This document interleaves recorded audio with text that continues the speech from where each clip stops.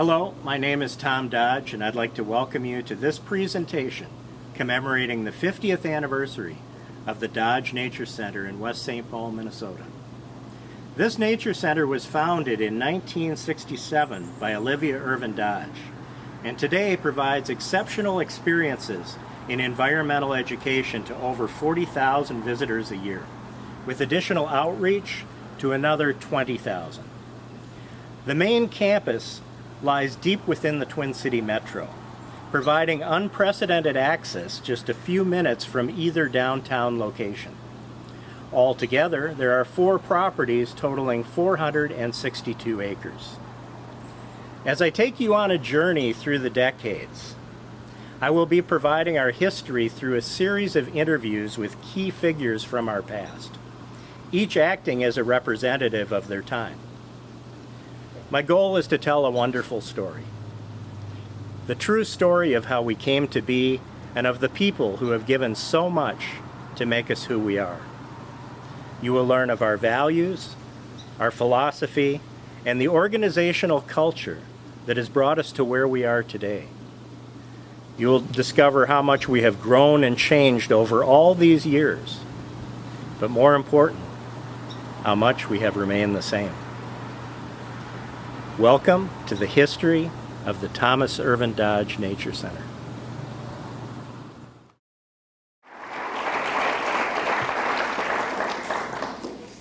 Bob Peterson was formerly principal of Moreland Elementary School, but has been associated with the Dodge Nature Center since its beginning. He worked on the educational program and then headed the Students' Garden program from its inception many years ago. His title is Horticultural Specialist. Bob, are you here tonight? I haven't seen you yet. There he is. Bob, in longevity of service, you top them all. Come up. Please. Bob. Certificate of recognition presented to Robert Peterson, Bob, in recognition and grateful appreciation for outstanding efforts in establishing the original curriculum for the student visitors of the Thomas Irvin Dodge Nature Center, October 23rd, 1992. Thank you very much. Yes, thank you very much.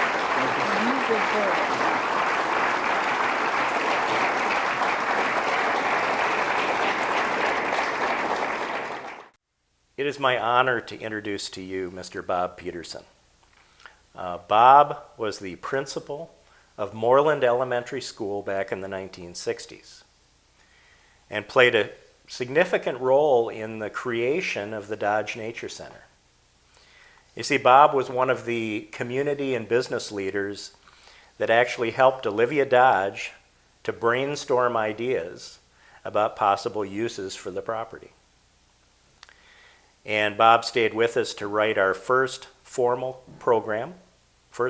educational program in the late 60s, and actually ran our most successful program throughout the 1970s and 80s, which was our elementary school gardening program.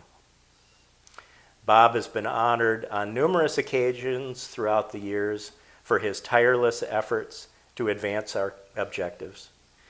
And he is one of only 2 people honored on the endowment wall at the Farm Education Building.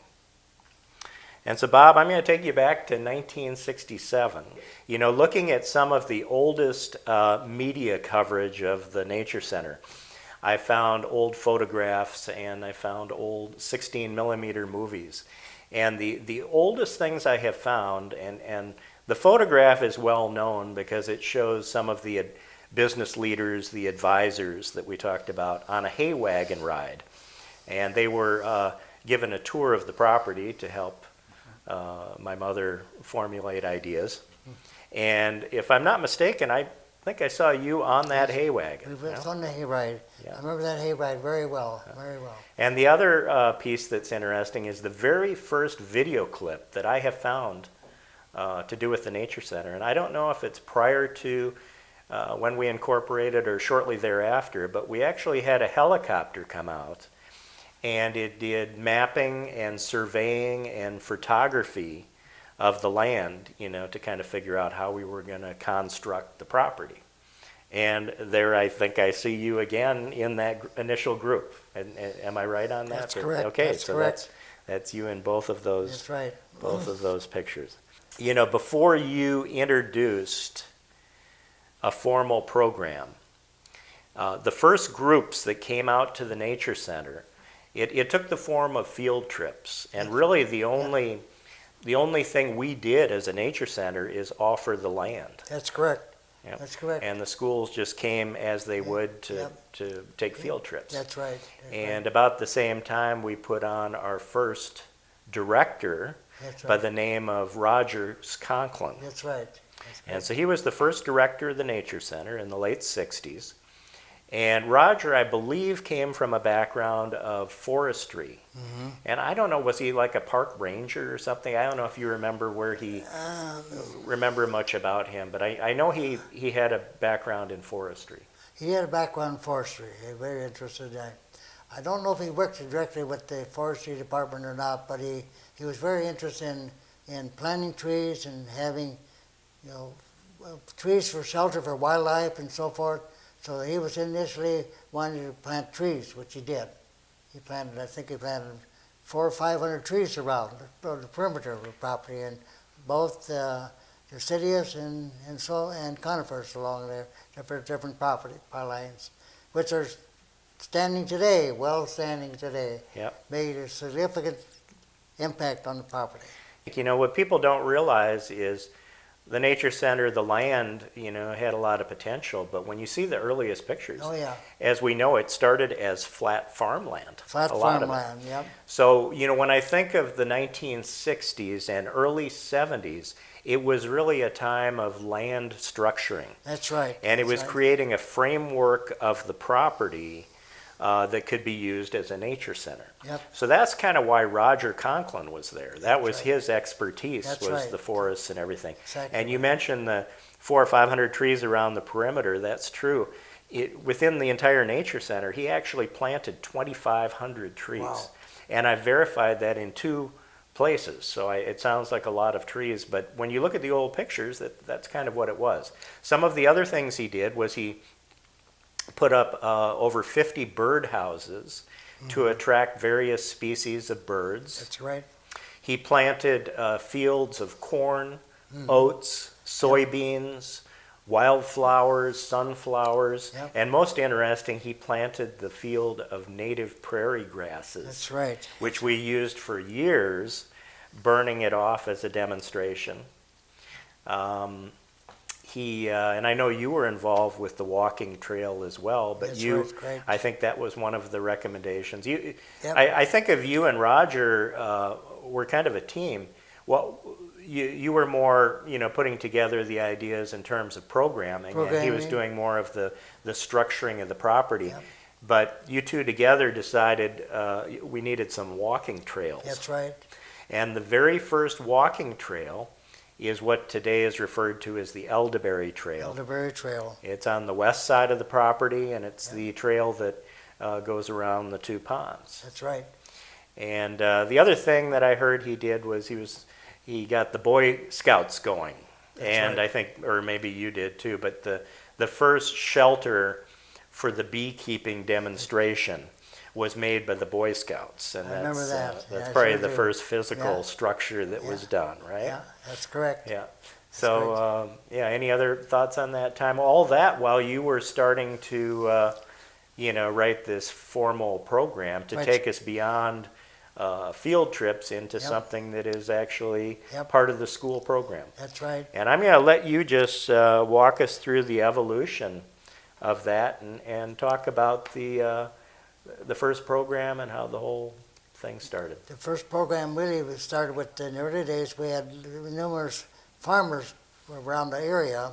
This had been a truck farm site, actually, and they brought their animals in and let us have them there, and we'd tell about them. I wrote a curriculum to teach about them, not just show and tell like a zoo, but actually understanding that chocolate milk doesn't come from white cows.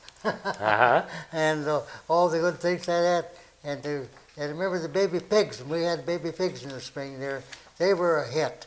they were really a big exciting. The kids were just oogle-eyed when they let them hold a little pig first time, this little chicken.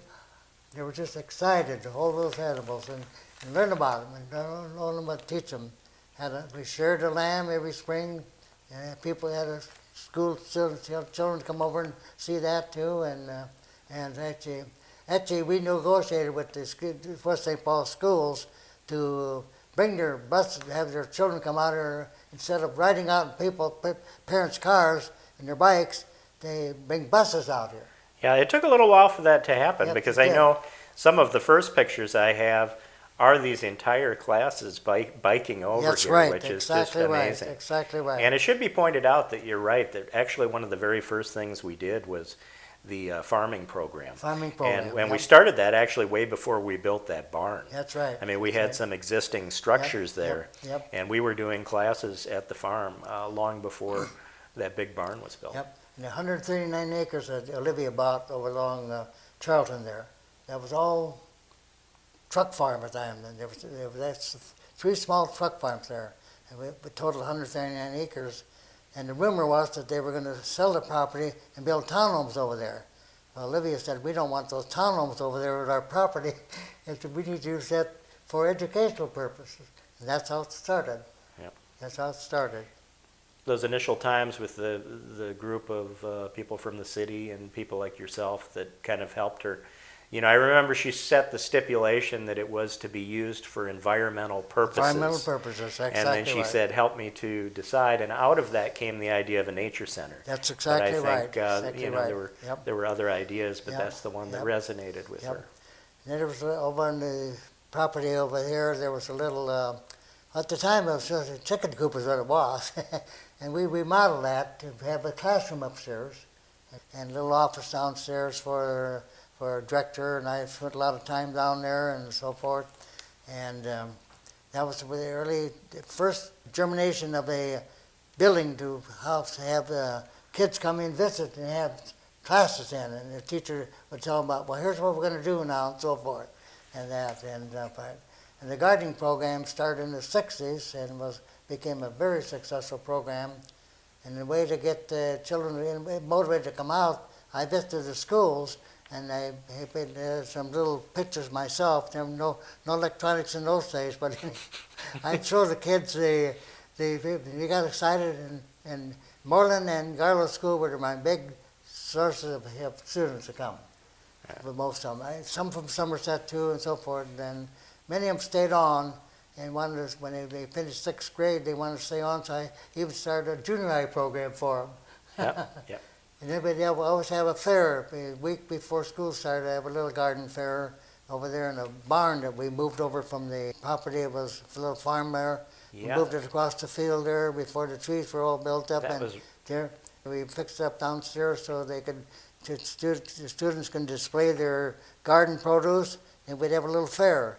And I remember Olivia coming over and giving each of the students a little trophy for their Well, I produce. remember you standing up there with her. You two ran the awards program every year. I know. And I'll tell you, that garden fair actually put us on the map. I know. We got a lot of good media out of that Yep. because it was a wonderful event. It was. And to talk about this the gardening program, which was absolutely one of our most successful things we've ever done at the Nature Center, you know, the logistics of it, we might start by just talking about how that was administered. Now, was it elementary school or Elementary school. is the way it started? And then Very you big. said it moved beyond that to the older kids. Moved into junior high. Right. Yep. But the initial groups, if I remember right, they were each issued a 10-foot by 10-foot plot of land. Correct. And they would come out on their bicycles, what, couple times a week to tend their Yep, garden? Yep, sometimes would come a couple times a week, to Yeah, the and they garden. have to weed and take Yep. care of their Yep. their crops. Yep.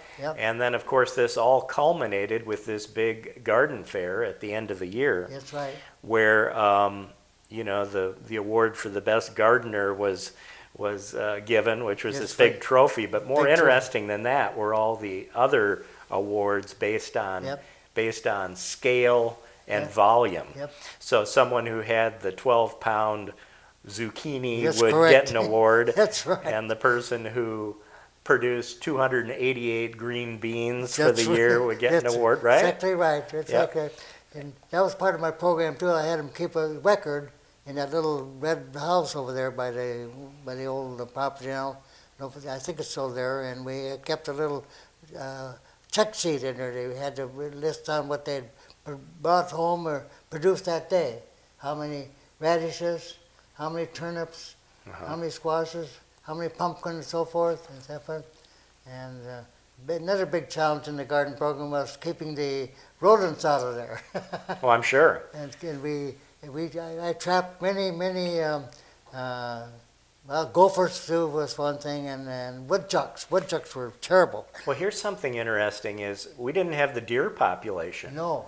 back then, did we? No, Because deer, do you think you could even do it with the deer now? I think the don't deer think- would eat your garden. The deer would eat the gardens Yeah, up. They would yeah. eat them, chew them right I down. mean, we do some family gardening, and I know they have to put great efforts in, but Yep. to Yep. not have everything eaten. You'd have but- to have 12-foot fences to keep them out.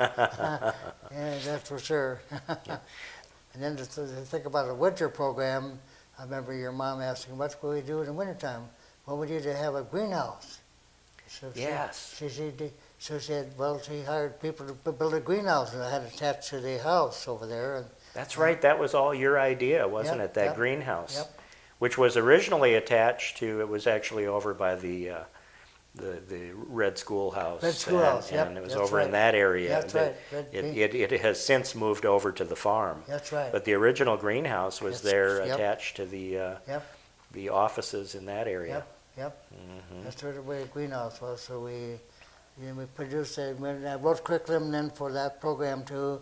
Mostly targeted at fourth grade students, and they'd come out then and they would start seeds in little peat pots we had, and we put them in the sand in the greenhouse. Right. It was heated and so forth. In the springtime, they would take their homework, take it around. We'd plant it if they were going to be a gardener. We'd take it out and plant them in the gardens out here at the nature center. Okay. Yep. Okay. Yep. Right. Yeah. So that's right. That brought the gardening program into all seasons. All basically. seasons. That's exactly Yeah. right. That's what I told. Because that was a big greenhouse, you Big know. greenhouse, yep. It got eventually that Yep. building it was attached to got Yep, demolished. Yep. And I remember fourth grade students say that's one of the most most successful science programs we have. they were fourth grade students and they're getting them to come up by the buses and so forth. That was a good program, very good program. Yeah, you know, it's amazing because I think of you as involved in, you know, which you were. I mean, you wrote the original curriculum. But what I sometimes forget is, I mean, you were heavily involved with all aspects of the Nature Center, not just the gardening program, but That's right. you worked with Ron Osterbauer, you worked with Jim Mallowski. That's right. You know, really throughout the 80s, Yep. you were very much a part of the team out there. That's right. Okay, this will be kind of fun because what I have is on my iPad, I have a few of the original videos. Oh, good. And back in the 1960s. And I'm going to have you help me with them a little bit, and maybe Okay. you can help to sort out some things I wasn't quite Okay, sure of. okay. So we'll pull this up here. Let's see. How about here is the Elderberry Trail, Mm-hmm. and I think we're going to see Roger Conklin. There he is. There he And is. so this is when he is walking. These are my mother's movies. Okay. So this is my mom shooting this. Okay. And we are walking around the Elderberry Trail, and he's pointing out the various trees and everything. But kind of amazing old pictures. But let me just go a little further here.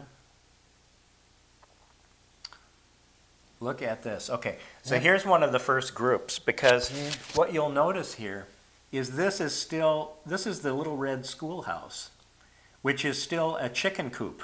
That's right. Okay. Remember that Yes. was a chicken I coop? sure do. I remember. Surely do. I surely do. And so that was, I think, taken down to the ground, right? And then the foundation was used to build our existing little red schoolhouse. That's right. Which is still there today, Exactly of course. right. Exactly right.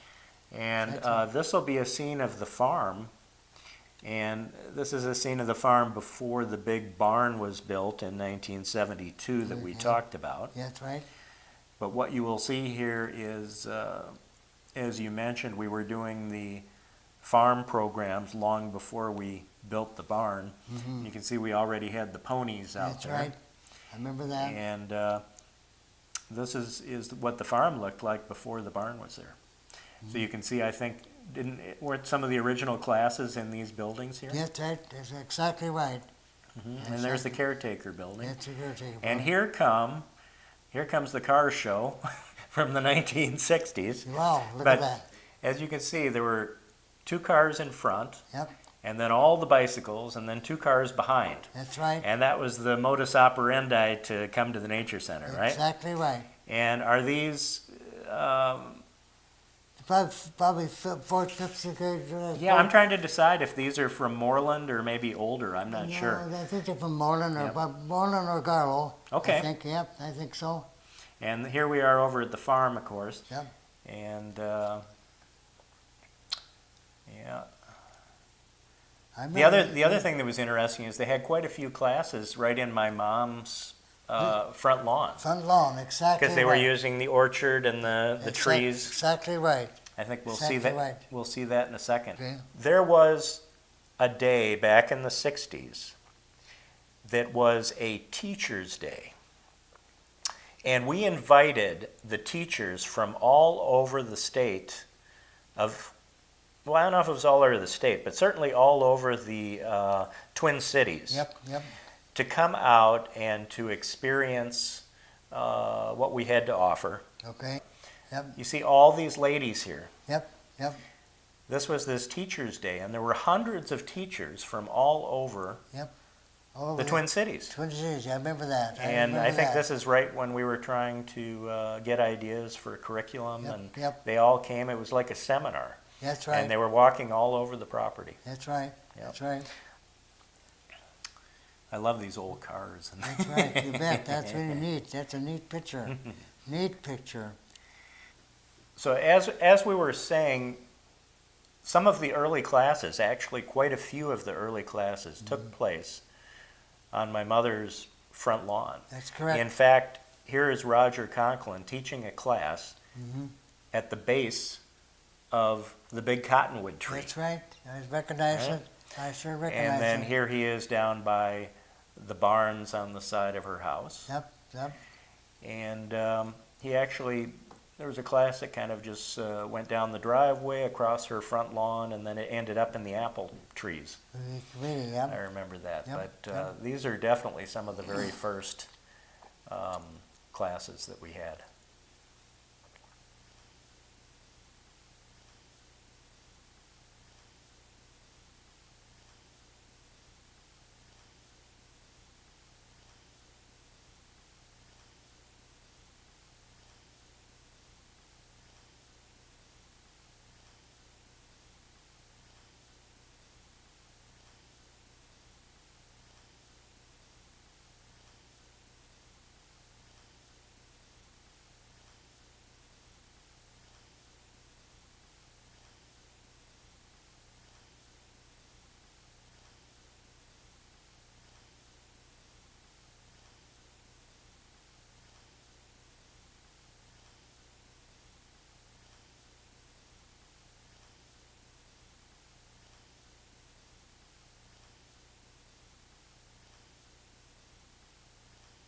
You know, we were talking about, you said you ran into one of your first gardening students. Yes, one of the first gardening students, I was at the Gables, now where I live. They had the Winter Carnival people come there, and they introduced to where they were from and so forth. And I picked up my ears because Sunday Cake, they said, was from West St. Paul.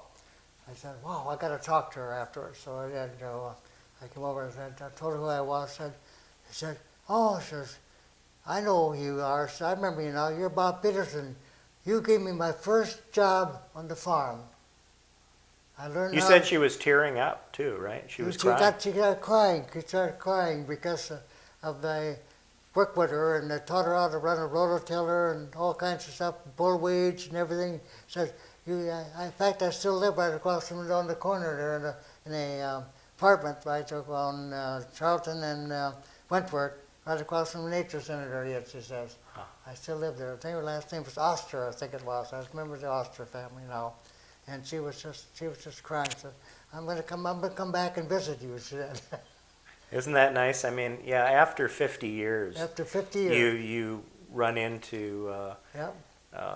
people who were impacted at an early age. Yep. And do you have any favorite memories or anything you want to share that stands out that you remember from all your years at the Nature Center?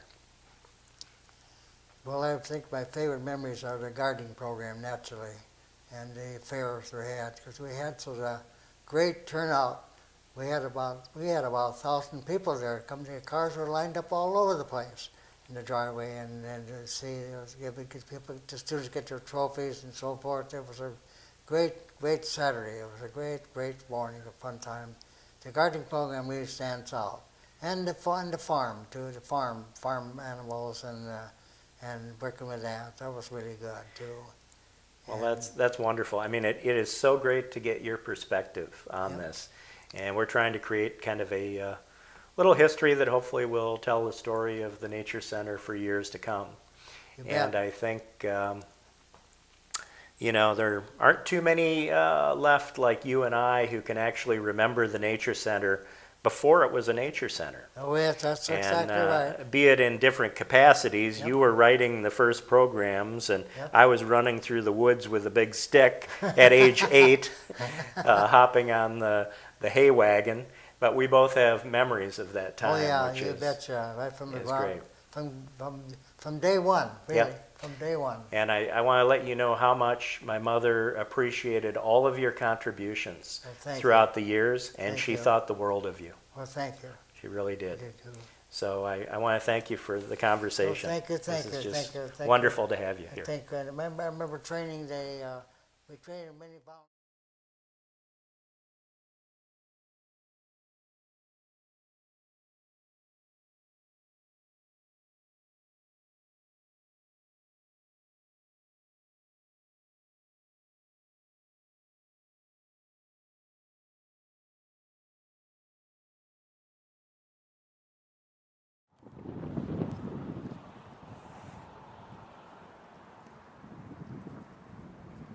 All right, this is great. I am very excited about this one.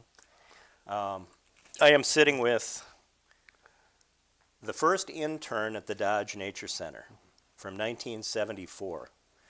And this is Ron Osterbauer.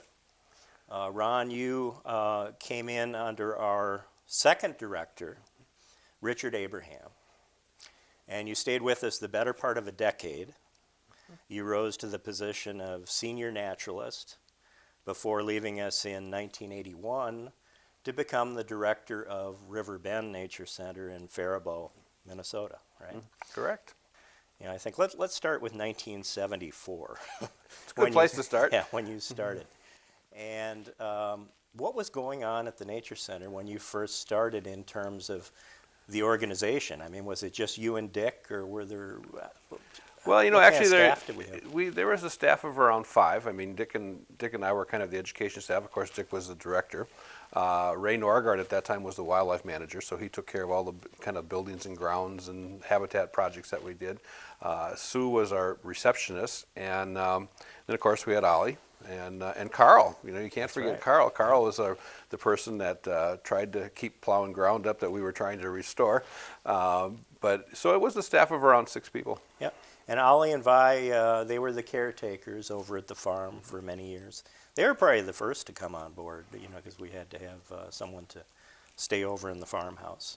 Yeah. You know, I think you and I are among the last to remember Dick Abraham as being part of the Nature Center. And I was very young, I mean, but I have a lot of memories of him as a very nice guy. I remember him in the field more than I do in the office, and that may have been by necessity, just by the way the structure of the Nature Center was at that time. And he, you know, I remember I think his specialty was ornithology, maybe, but I remember him having a passion for waterfowl and ducks. That's, in my mind, something I remember He about actually did his master's on mallard ducks, so you're him. Okay. totally correct. So I have it right. So just as a person, anything you might share about what kind of person Dick was? Yeah, you know, Dick actually grew up in a small town, so we both kind of had a similar background. He grew up close to nature, and I think one of the things that Dick always tried to bring into the Nature Center, which I think is still here today, was kind of that experiential education where you didn't just go out, talk about it, you actually experienced it. So, you know, when he got the gardening program going, the kids actually got their hands in the dirt, they got things going. When we did the model farm, when he did the model farm program, he made it like going through a true farm experience. The kids got to go up and you know, get to touch the animals. There was the corn shelling, and of course the favorite thing of all of them was jumping in the hay. You know, that ended the experience all the time, and every thank you letter talked about, you know, jumping in the hay. But he also incorporated a lot of things to let people get closer to nature. You know, he did the bird blind, which allowed people to really get a lot closer to seeing birds. He was big on weather, which in today's market with all the climate change stuff, every class that came to the Nature Center went to the weather station. You know, we did all things, why is weather important, what is weather about? And I think he really set the basis for a lot of people, many of whom actually went into the field. I mean, there were Mark Astrike, who I met in 4th grade, came into the gardening program and is now the executive director of Westwood Hills Nature Center. And that was all through the experiences at Dodge that he got with his family and helped grow the whole organization. Yeah, I think, you know, what you were saying, the 70s and that period of time is really where the infrastructure of the Nature Center was built. And you and Dick, you know, put into place many of the physical assets that are in place. You know, they were to be used for future programs, and they've lasted 50 years because they're still in place today. And those are, in terms of physical assets, things like the apiary and the boardwalk. You mentioned the photo blind. The whole farm project was done in the 70s.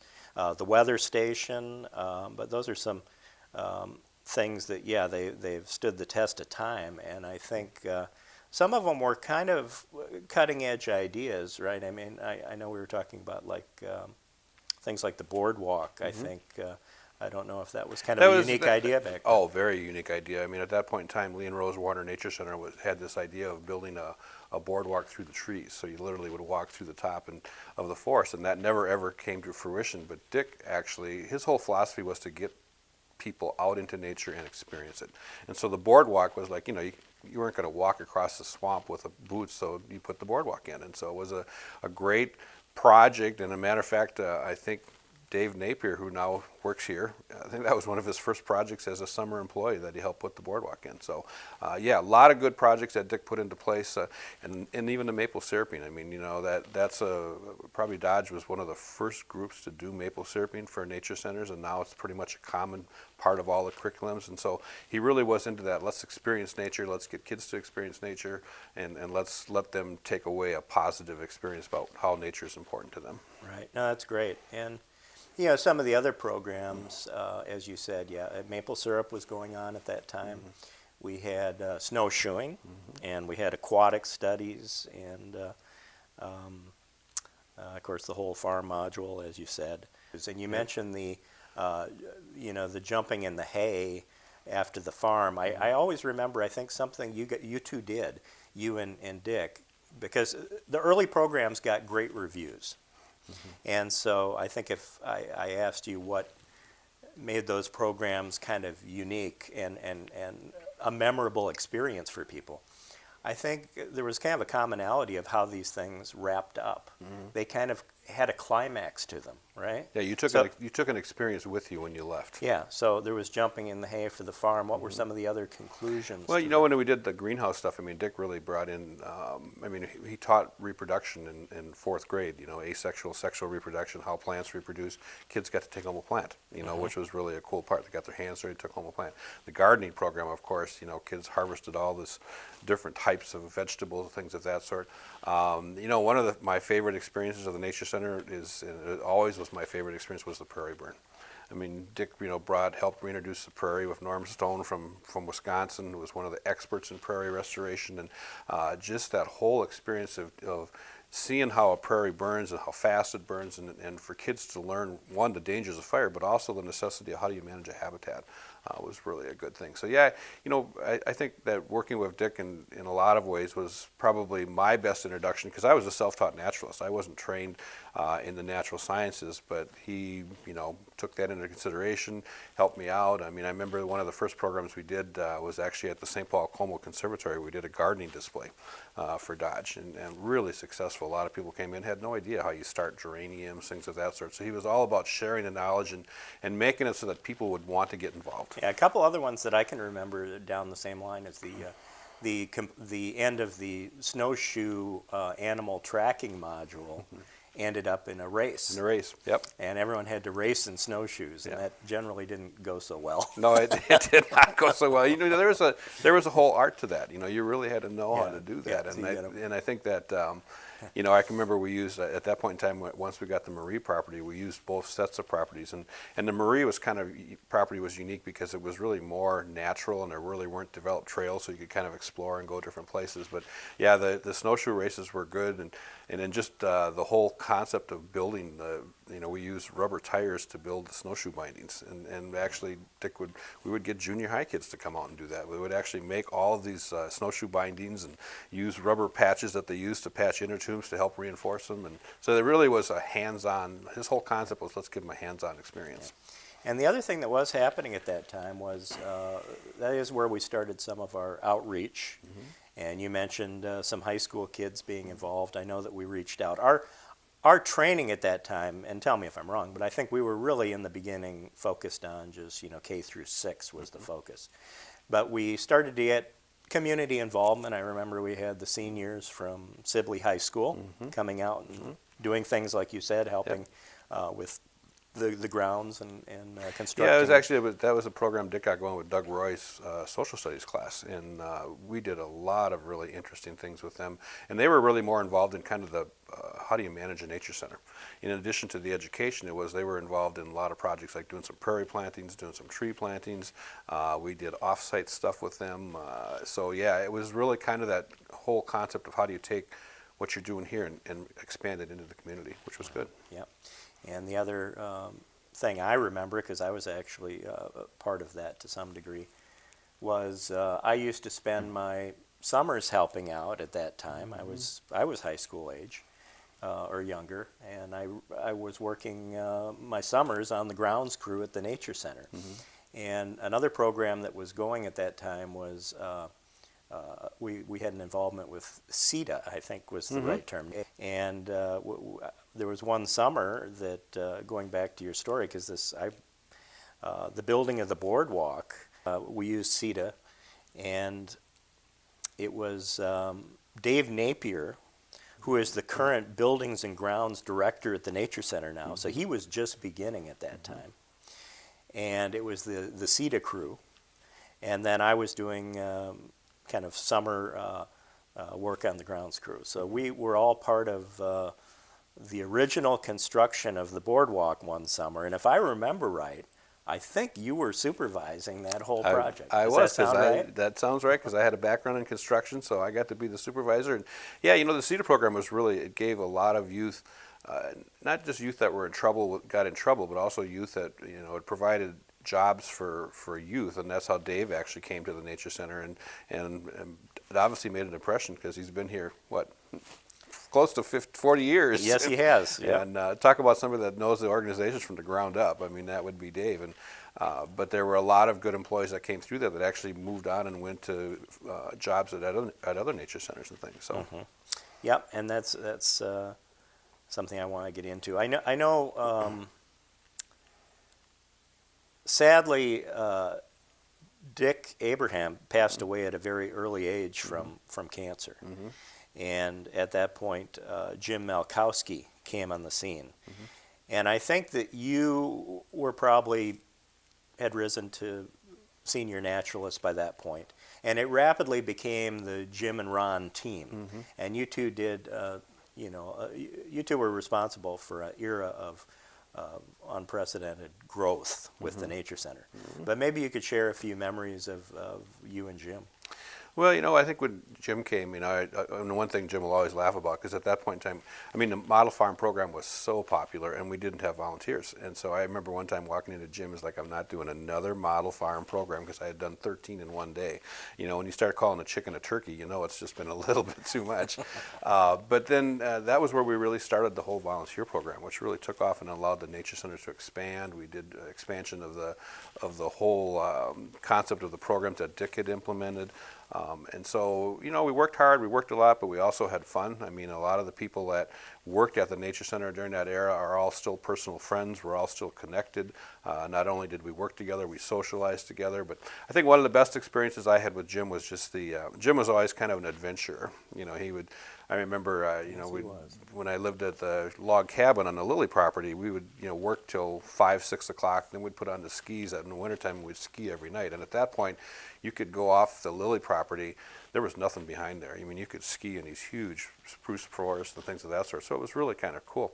And then, we did a lot of things where we took volunteers up winter camping. We did, so there was just a lot of things that Jim brought into the whole side of it. And the one thing I liked about Jim is that, he liked to have fun. And that was the whole thing that really made him kind of a magnet for people, is that he just loved to have fun, and people like that. And a lot of friendships were formed at the Nature Center. Phyllis and Marcia. Phyllis, who was a volunteer coordinator forever, became personal friends and have been personal friends for like 30 years. And so it was really kind of unique. And I'll never forget Tom Marin, who lived down the road. I don't know if you ever knew Tom. Tom was a West St. Paul councilman and an insurance man, and he really came to the Nature Center because he thought this whole thing was kind of a scam. He thought that, your mom was really trying just to avoid taxes, and became one of the most engaged volunteers. I will never forget the first time we took him out on training. We walked by a woolly bear caterpillar, and one of the volunteers said, "Well, what was that?" And Tom goes, "It is right. I just stepped on it." But he became this person that really got totally involved, and he had been in an ambulance like 45 times in his life, had a lot of heart problems, and became kind of the grandfather of all these volunteers, and really became a promoter and salesperson for the Nature Center, which was really cool to see. And this is something that I'm really enjoying seeing as I talk to people, because after 50 years, I often run into these stories of people who were touched at an early age by their experience at the Nature Center, and they went on to, where it was incorporated into their journey, and it became part of their career or how they chose to live their life. And certainly you're a great example of that. Can you think of others you started to mention? A lot of people. When I went to River Bend, Jim Fitzpatrick went to Carpenter Nature Center, and he literally spent the rest of his career there. A lot of people ended up moving to the Hennepin County Park Systems and worked for them. Al Singer, who went to work for the City of Minneapolis Park Department, and then there were people that moved on and went more into the national scene. Couple of people actually went back to Jim's home, Fontenelle Forest Nature Center. And so, yeah, it's been a good mix of people. And what was interesting for me to see was people like the Mark A. Strikes, who literally started at Dodge as a kid, grew up with the program, and ended up going into natural sciences and then becoming director of a nature center, which that's a really cool story. Yeah, and the age that he first experienced the Nature Center, how old was he? 4th grade was when I met him. 4th grade, yeah. Those are the stories I love. And there's more than a few there's out a lot there. of them. There's a lot of them out And there. it's fun to run into that. But I think that's the impact. I think that your mom was a visionary. When you look at what this land and where it's at, if she hadn't done what she did, it would be developed. It would be houses. It would be, and there wouldn't be that opportunity. The kids that would want to have a nature experience would have to travel. And so that's really kind of a unique thing. And I think, I remember doing in junior high one time, we did a exercise with Harry Johnson in her science class, and one of it was that, the Nature Center was going to close. And so what would you do to not have that happen? And the kids came up with a really bunch of creative ideas, and one of the things that was most interesting is you can't close it. That's our place where we go, that we learn about the outdoors, and so it really was a vision that your mom had that created, and kind of not just here. When you look at that vision, it kind of went and expanded outwards, and it took the concept of a nature center and helped it grow in other parts of the country.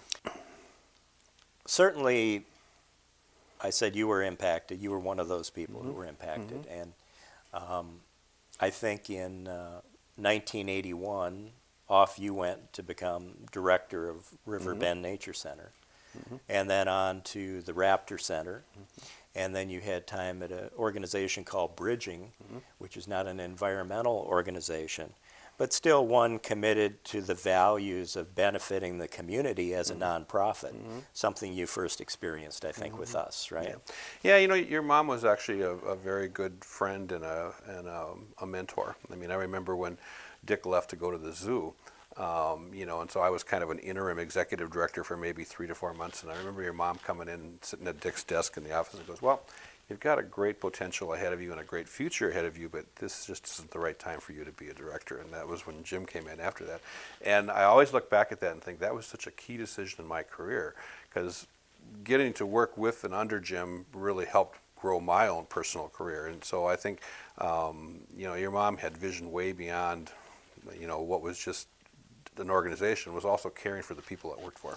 Well, one of the reasons I chose this room today to have this conversation is we are in Olivia's house, and this is a room that she referred to as the sunroom, and it's a place she loved to entertain, and I'd be willing to bet on more than one occasion you can remember events in this room. You know, events and also personal meetings. I mean, I had a lot of meetings with your mom. And, you know, one of the things I remember about this room and this house is the volunteer parties. I mean, you know, once we got the volunteer program going, that was the event of the year that people waited for, was to come, you know, to 1668 Delaware and come to the Christmas party.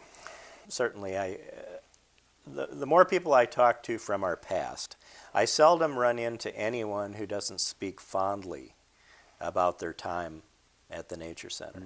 And I have to think part of that is the culture that my mom set up. I mean, most people enjoyed being here. Do you have any favorite memories you want to share of your time here? Anything you remember that should be included? You know, I think that just the whole, it would be interesting to talk to some people that experienced the Nature Center early, like a Mark A. Strike, and what was the impact of them. Tim Cook, who you know, came as an 8th grade kid to the Nature Center and was kind of an outcast and ended up becoming a naturalist, and now is up in Ely. And I mean, I think there's a lot of people that really that the Nature Center has influenced and continues to influence today. And I would even guess, Jason, you're executive director. He grew up in Faribault, and so he was a part of the Nature Center program in Faribault, which really was a replica of Dodge. I mean, I took what we did at Dodge and moved it to Faribault. So the expansion of it was pretty unbelievable. No, that's great. Well, I have to say that it must be gratifying to see that after 40-some years, a lot of the work that you did back in the 70s is still in place and still evolving today. Yeah. And that doesn't always happen. I mean, you know, you get new, with companies, you get new administrations that come in and they change everything. So the work you did with Dick and with Jim, you know, has certainly had longevity. And it's very much a part of who we are today. Yeah. And so I certainly thank you for this conversation and for your vision and all of your contributions and being one of the real pioneers of the Nature Center. So. Well, and I'm very grateful for your mom and the Nature Center to have had that opportunity, because I came out of college with a park and recreation degree, not really sure what I was going to do, and did this internship here at Dodge, and you know, and I can remember Dick Berger at that time was the naturalist. He was kind of like the first naturalist, and he had just resigned to go to the Hormel Nature Center. So that literally allowed me to move up, and that's where Dick was very gracious and very teaching and very much a mentor, because it's like, hey, we can do this, I'll get you some training, and we clicked well together and it worked well together. And so this really was the start of my career, which I am very grateful for. Great. Well, thank you. Thank you. Thank you so much. All right. Okay.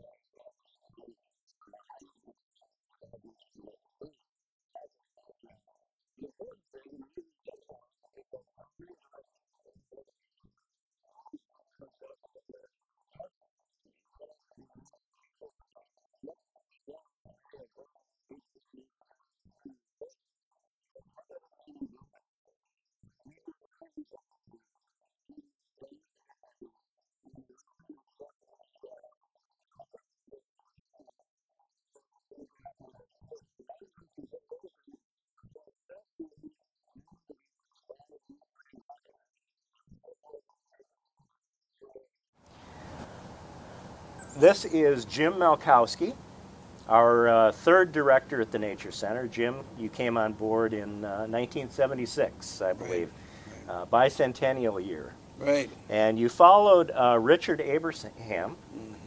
And Richard had really laid the groundwork in terms of programs and facilities, and we were off to a nice start. And we were hosting about 8,000 visitors a year at that time. And I think many people involved with the Nature Center had kind of thought maybe we had reached our potential. And everyone was happy. We were doing great things. We had classes coming out.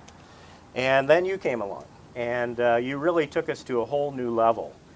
If I have to think of broad words to describe the years of Jim Mallowski, I think I have to think of expansion and growth. And maybe you could talk a little bit about, how we grew. Well, Tom, yeah, it was an exciting time in the evolution of nature centers in the country. At that time, they were a relatively new phenomenon, and the fact that Mrs. Dodge had initiated a program here was one of the earliest within the nation, actually. I had been fortunate to have served at a previous site that in Omaha, Nebraska, that also was one of the first, and so it was fun to be on the cutting edge of nature centers at that time because they were brand new. And we might say in comparison that when you mentioned zoo, everybody formulated a mental picture. When you mentioned even aquariums, people formed a mental picture. But when you mentioned nature centers, people still had a quizzical look on their face and said, what is a nature center? So in the earliest times of the nature center evolution in those years, late 1960s, early 70s, it was a new phenomenon. And so the fact that Dodge Nature Center became emerging at that time was a milestone, certainly, in the entire history of nature centers in the nation. So that was an exciting time. Now you came initially from National Science for Youth. Is that where you came from? Yes, as a matter of fact, initially 3 years before, so in 73, I came as the consultant for 16 states for the Natural Science for Youth Foundation out of New Canaan, Connecticut. And Mrs. Dodge was the chairman of the district or regional board. And so that's where what I was hired to do, since I had a successful program in Omaha, Nebraska called Fontenelle Forest. And that projected me into an opportunity to see if what worked on a local basis could work on a wider span. As I was saying, the growth that occurred under your leadership was quite amazing. I look at the years you were at the Nature Center, and during that time, our staff more than doubled, our board of directors more than doubled, and our attendance went from 8,000, as I said, to over 35,000. And it's quite a remarkable thing that happened there. And there were a couple major innovations, I think, that allowed us to do that. You were the first to get the contracts with the schools started. And you were also the first to start our Teacher Naturalist program. Maybe you could talk about those things a little. One of the biggest things was to have to suggest that 7,000 to 8,000 people were not the ceiling of how many people could come to the center without destroying it. And secondly, one of the biggest things was schools didn't pay any money to come to the Dodge Nature Center then. And so it was kind of a freelance thing. They could come when they could, and everyone was scheduled by a telephone call. I mean, it was labor intensive for every class that came. But that was a great start. That was a great start. And everybody was happy because it was going on. It was sustaining, even though it was a little wobbly in places. So what I was able to do was since I had done that once before, I knew schools could pay for field trips if they would. And school systems never seem to have enough money, as we all know, ever. And that time was no different. So the idea was, first of all, prove a program. So what we put together was your first year, if you will join the program for multiple years, the first year will be free. You can come and we will do all our programs, and we were innovating programs along the way, will be free. But from then on, when you find out how useful the program is by the school systems, we hope that you will schedule regularly and pay a fee for attending per student. So that was the idea, and that was the concept that was adopted. And the next step was to develop units, because most of the units that were developed then were around plants, gardening, and there was one on waterfowl migration. And we hear the geese in the background here, which reminds me. And I realized that you could make very viable programs for mammals, birds, insects, reptiles, amphibians, even fish, trees, shrubs, herbs, grasses, gardening, the whole works. Yeah. So we began to innovate programs for each of those units. And in order to have the school systems buy in, we tried, our strategy was get a teacher from each school who would help us write the programs. And they would be able to represent their school, and they would also be able to feed us ideas from the school's perspective. And so that's exactly what we did. And it had a lot of help from a senior naturalist guy, that Ron Osterbauer, and he was a very good people person. And not only that, but the two of us kind of teamed up using humor, fun, to begin a teacher naturalist program. So there was a sequence of write the programs, try them with the teacher naturalists in classes, have the teachers feedback, have the teacher naturalists see if they could do them instead of a professional naturalist, which Ron was and I was then at that time, and one other. So it was a very complicated little sequence, but it was well thought out and adopted and reviewed by the board and Mrs. Dodge. And what's critical to note is there are some people that, since I like to initiate things if they work, and that would probably have been fearful of taking these steps. Yeah. And so one of the greatest fulfillments and inspirations to me were the fact that the board of directors, but Mrs. Dodge, who had worked so hard in putting this project to its position at that date, was willing to trial some of these things. And then it became a little political. We had to go into each school system and say, instead of going every year and talking with you, the principals and superintendents, and trying to get on your budget each year, how about putting this in your budget as a line item so we didn't have to go back every year? And as we developed up to 40 teacher naturalists, the teacher naturalists had to come to a training 3 hours a week and then do a class 3 hours a week. That was a requirement before we would accept them. And so that program began to really expand and be so much fun and inspiration to other people, not just us who were trying to make it work. But when they saw it work, the board and Mrs. Dodge said, wow, this can happen. Right. And so this brought us to the steps of growing to 35 to 40,000 people. Right. Yeah, no, you explained that well. I really see that as a watershed moment for the Nature Center. I mean, it was really a incredible idea there to, the train the trainer concept. Yeah. And to suddenly, we had the capacity. I think we had, 40 volunteer naturalists at one point that were then able to take the classes out. Coming 3 times a week to train, and we had to do the training. And Ron was excellent then. And a very critical point for volunteers is they need to be paid, but not in money. They need to be paid in having fun or fulfillment. And one realizes that it was not a program that was totally adopted by the profession of naturalists and nature centers. Some said, you should only teach with professional naturalists. Well, that would have limited us to a giant budget to do 20,000 people. Right. But if you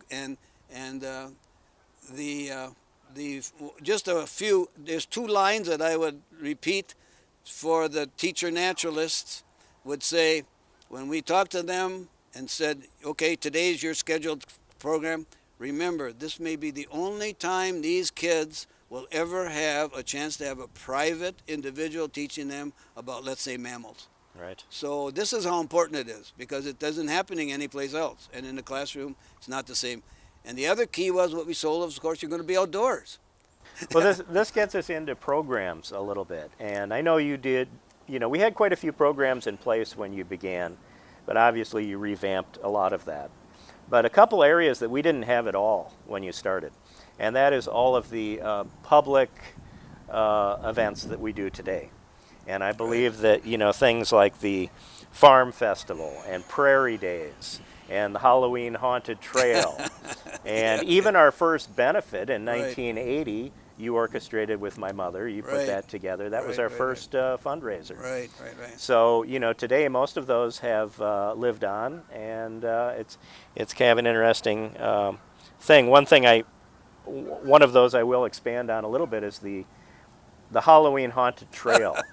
And I think what's amazing about that, and it's a very popular event today still, maybe one of our most popular things we have as far as a public event. And at the time you started that, I think that was a novel concept. I don't think there were many haunted trails around the Twin Cities. Now you see quite a few at Halloween. Mm-hmm, I agree. But your idea, I think, was quite ahead of its time. Yeah, it was. And of course, the beauty of it is it wasn't only scare the kids, but it was an educational experience.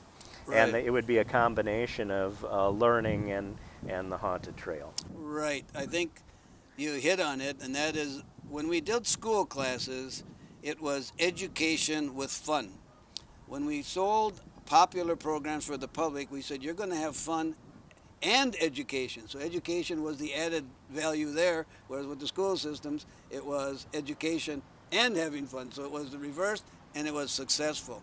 And I would say that one thing we haven't touched upon, when the volunteer program began to become very successful, and I knew it was successful when the groups of volunteers were so thoroughly inspired to do things about nature and teaching that they began to do field trips on their own without us leading them, Ron or myself, leading them, because they were so enthusiastic about gaining a new knowledge that they would take trips through the United States just to do that, and they were all a group, so it was learning. And of course, you grabbed a hold of that, because the other big thing that happened was all of a sudden we were doing off-site programming, and we had never done that before. That's so right. you recognized that, and then all of a sudden now we're doing wolf tracking programs in Ely, Minnesota. Absolutely. And even, you even had trips, I think, with staff to Costa Rica Yes, and different yes, things. we did. So, well,